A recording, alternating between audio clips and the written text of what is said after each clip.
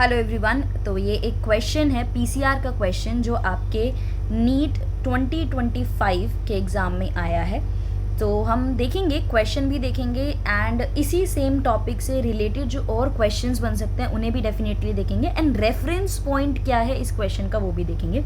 तो सबसे पहले क्वेश्चन देखते हैं। Polymerase chain reaction PCR amplifies DNA following the equation. कौन सी इक्वेशन के अकॉर्डिंग काम करता है आपका पीसीआर, ये आपको बताना था।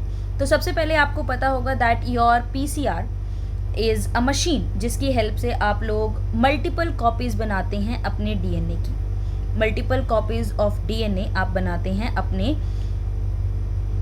जो भी आपका डिज़ायर्ड डीएनए है, जिसको भी आप एम्पलीफाई करना चाहते हैं। एम्पलीफाई का मतलब होता है मल्टीपल कॉपीज़ बनाना। तो उसके लिए हम पीसीआर मशीन को यूज़ करते हैं। एंड पीसीआर मशीन काम कैसे करती है, आप उसको एक डीएनए सीक्वेंस देते हैं। जब आप पहली साइकिल चलाएंगे तो इस एक सीक्वेंस से 2 डीएनए कॉपीज़ बन जाएंगी, 2 कॉपीज़ बन जाएंगी। फिर जब आप एक और साइकिल चलाएंगे, दैट इज़ सेकेंड साइकिल चलाएंगे, तो इससे 2 से 4 डीएनए मॉलिक्यूल्स बन जाएंगे या 4 डीएनए कॉपीज़ बन जाएंगी। सिमिलरली थर्ड साइकिल जब आप चलाएंगे तो that forms your 4 to that goes to 8, तो 8 कॉपीज़ बन जाएंगी। अगर आप इसको देखें and so on the process continue. तो अगर आप किसी भी नंबर की पावर 0 लिखते हो दैट इज़ 1, तो मैं यहाँ पर लिख सकती हूँ 2 raised to power 0 that is 1, 2 raised to power 1, 2 raised to power 2 and 2 raised to power 3। तो इस तरीके से चेंज होता है and so on, it will be 2 raised to power 4, 5 and on. तो ये किस तरीके से ग्रो कर रहा है, ये ग्रो कर रहा है एक्सपोनेंशियली ग्रो कर रहा है। तो equation it is following is 2 raised to power n where n is equals to number of cycles. तो करेक्ट आंसर जो इसका था that was option number 2 that is 2 raised to power n। अब reference point की बात करें तो ये क्वेश्चन लिया गया है class 12th NCERT unit number, this is your unit number, this is unit number.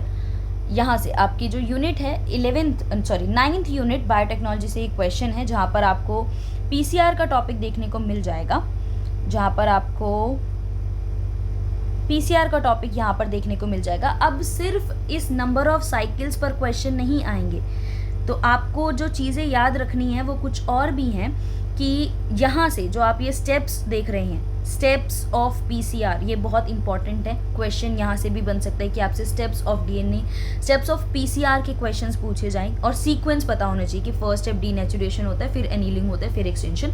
सिर्फ नाम नहीं, सीक्वेंस पता होना चाहिए। उसके बाद आपको जो एंजाइम यहाँ पर पीसीआर में यूज़ होता है दैट इज़ टैग पॉलीमरेज, ये भी पता होना चाहिए। तो सिर्फ आपको फॉर्मूला याद नहीं करना पीसीआर का, आपको ये भी याद रखना है कि स्टेप्स ऑफ पीसीआर मशीन क्या है और वहाँ पर स्पेसिफिकली जो एंजाइम यूज़ किया जाता है टैग पॉलीमरेज, वो भी आपको पता होना चाहिए।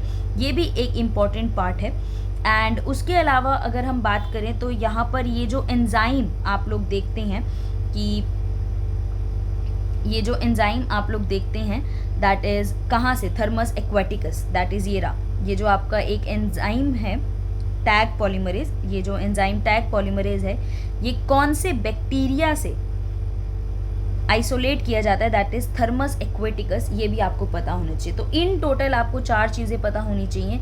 स्टेप्स आपको पता होनी चाहिए, स्टेप्स के साथ साथ आपको ये भी पता होना चाहिए कि सीक्वेंस ऑफ स्टेप्स क्या हैं। उसके बाद जो एंजाइम है टैग पॉलीमरेज वो भी पता होने चाहिए। टैग पॉलीमरेज आइसोलेट कहाँ से किया जाता है वो भी आपको पता होने चाहिए। एंड आपको जो क्वेश्चन इस बार आया है कि क्या फॉर्मूला यूज़ किया जाता है वो भी पता होने चाहिए। इन टोटल अगर आप पीसीआर को देखें तो 4 से 5 क्वेश्चंस हैं जो यहाँ से बनते हैं।